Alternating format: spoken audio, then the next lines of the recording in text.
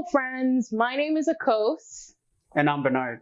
And we're from the re.Planted Urban Farmstead in the Ottawa Valley, Ontario. Where am I looking?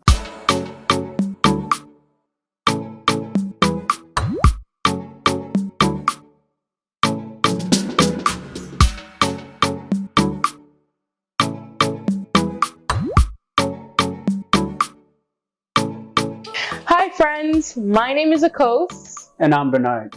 And we're from the re.Planted Urban Farmstead in the Ottawa Valley, Ontario, Canada. And in this video, we're going to be discussing some of the seed varieties that we are most excited to be growing this coming season. Normally, we grow just enough food for our family of 4 to eat for just the season. But this year, we've set a goal to grow enough tomatoes, onion, and garlic to set us up for the entire year. And this year is the first year of our market garden. So we're growing transplants, produce, and flowers through a CSA box for the first time this year. So it's a really, really exciting year that we have ahead of us. Yeah, definitely exciting. We're both from Ghana in West Africa. And after moving to Canada for all these years, there are some spices that are native to Ghana that I miss, me in particular, miss enjoying so much. I made some arrangements. Some family members in my hometown at Timtumfa got some seeds from some local farmers, and I'm super excited to share with you.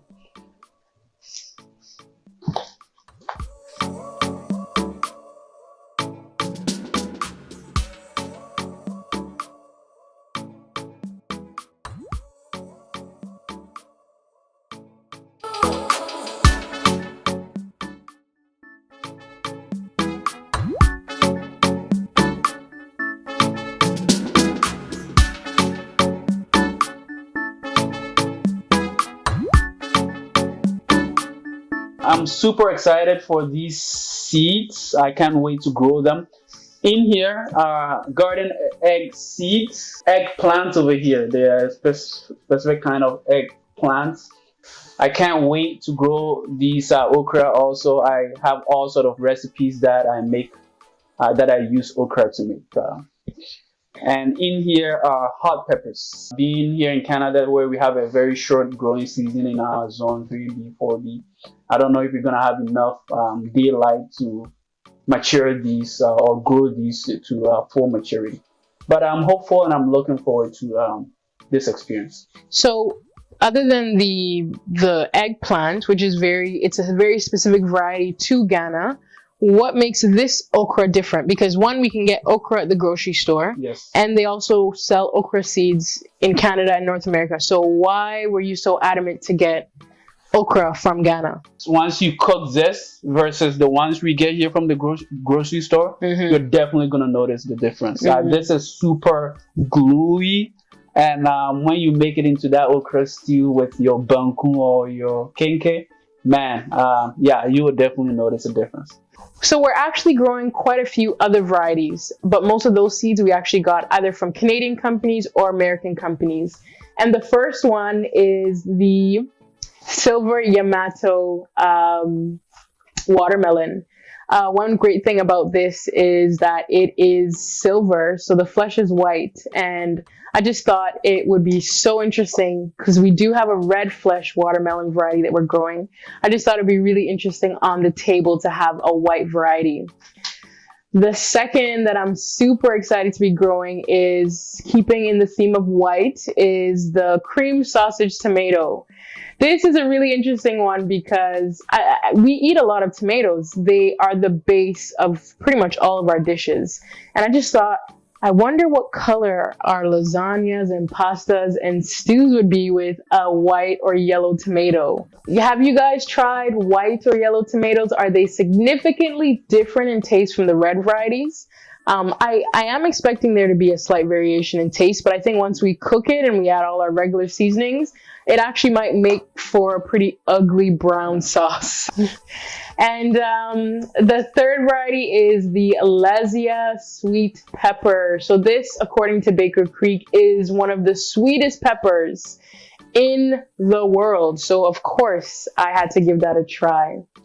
The next variety is the For Ellenschluss lettuce, I don't know how to pronounce that, but it is a speckled lettuce variety. It's just a really, really cool and interesting variety. Just a great way to just make your salads that much more vibrant. The next variety is actually one that's very well known, but I actually decided to get it directly from Wild Boar Farms there in California, and it's the Black Beauty tomato. It's really hard to see the package because they didn't really DIY with these plastic baggies, but this one is a black tomato variety. It is just the extreme anthocyanin expression.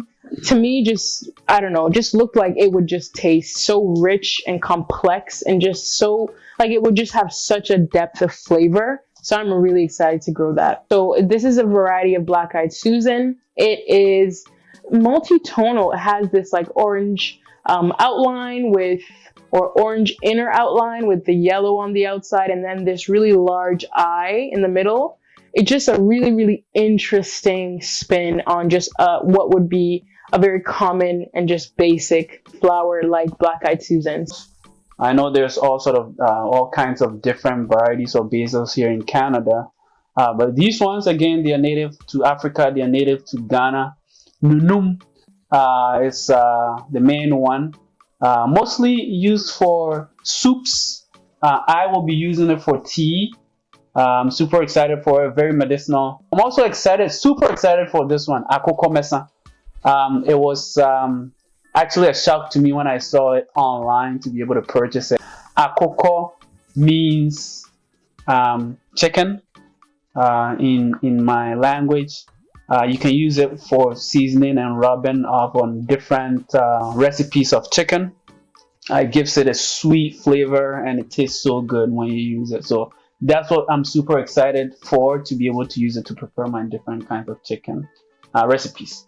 Also, moringa is one of the superfoods out there nowadays. This in particular is a dwarf variety. Living in Canada, we figured, you know what, when we leave it out in the winter, it may die. So it will die. There's no doubt. You know what? And so we decided to get a dwarf variety so that we can pot it and bring it inside when the summer season is over. Yeah. So those are the varieties that we're excited to be growing for ourselves. But there are also a few other varieties that I'm super excited to be growing that are specifically for our market garden. And the first is actually a tricolor of pansy. So we have the gold pansy, the blue pansy, which is really interesting because it's hard to find blue in nature. This is a really hard color to come by naturally. And then this is the Johnny Jump Up, so the typical purple and yellow variety. And these are all edible flowers that I'll be putting in salad mixes just to brighten them up. And I'll also be selling these in bulk quantities to restaurants. I've never had flowers, any kind of flowers. So. Most people haven't. So is it the petals of the flower that you eat, or is it the leaves? No. When you say it's edible. Yeah, so if you look at the picture, like this one in particular, it's actually on a salad. So you can see that they're just eating the petals, the flower petals. Okay. Yeah. Yeah. Well. Okay. The next variety for our market garden that I'm super excited about, there's actually 4 varieties. You often see green, yellow, and purple filet bean mixes in grocery stores. It's a very common mix, but I wanted to kind of shake things up a little bit, and I added a reddish pink variety. This is the red swan bean. So we're actually going to be selling the 4 in a pack. And I think this is something that you won't get from anywhere in this area. So that's a really exciting variety for us. And then next we have another mix, and this is a jalapeno mix. We have the green Craig's Grande jalapeno. This one, of course, will eventually turn red when it's fully ripe. So we'll use that in its green and red form. Then we have the orange spice jalapeno, the Hungarian black. This is not actually a jalapeno, but it's shaped like a jalapeno and it's purple. So we have all that that beautiful dimension. And then the lemon spice jalapeno. This one is lemon color. And then lastly, the pumpkin spice, which is just an ever so slightly lighter shade of orange. And so I'm going to be selling the 5 of these, 5 or 6 colors in a mix, a jalapeno mix. So definitely something that you do not see in grocery stores, that I'm super excited about. And then lastly, peas, sugar snap peas. I will be, first of all, it's so hard to get fresh peas. I don't even think they sell fresh peas at the grocery store. They only sell them frozen. But then sugar snap peas is, you'll never find that at the grocery store. So we're going to be selling, again, another mix. So this is a green variety, this is a purple variety, and then this is a yellow variety. So we'll be selling the 3 in How come this one is in such a big envelope, big pack? Yeah, I had to get what was available, and this was all that was available. And so we're gonna have peas forevermore. Yeah, seems like it. So I'm hoping that we'll be able to save seeds from some of these plants. Yeah, I actually think all of these varieties that we talked about today are open pollinated, so we can save the seeds, which is great because seeds are really, really expensive. I think there's like 10 seeds in this, 15 seeds in this, and it cost me $350 US. Yeah, that's it is expensive. It's a variety though you can't find anywhere, so it was a great initial investment, but we are hoping that we can save seeds from all these varieties. It's just more economical, especially when you're looking at from the market garden side. But why exactly are you set on this basil? Could I go to the grocery store and buy the Genovese basil or any basil and use it on chicken or in tea? As soon as I saw Akos and Nunum on the website, you know what, it brought back all that memory and that, you know, excitement. But I think you can have other varieties and probably enjoy the same medicinal properties that it comes with. Maybe slight tastes or slight the smell, the taste profile may differ a little.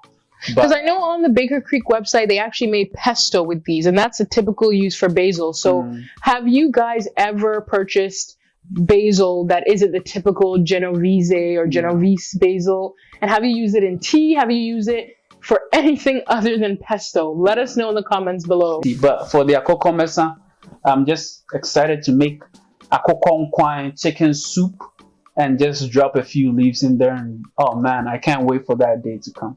Or could we make pesto is just the ground leaf, right? So could you do that and then rub it on the chicken like a wet rub or dry rub?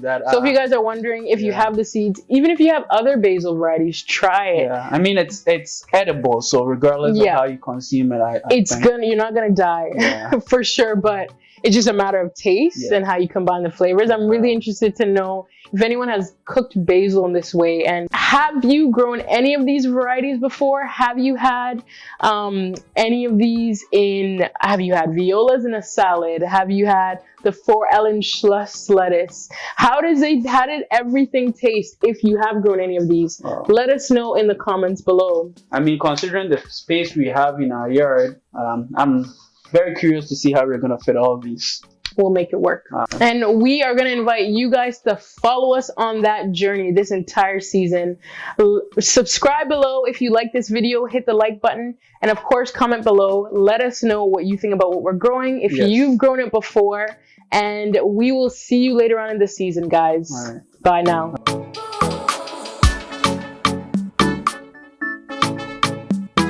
So we're going to be selling transplants, produce, and flowers through a CSA share.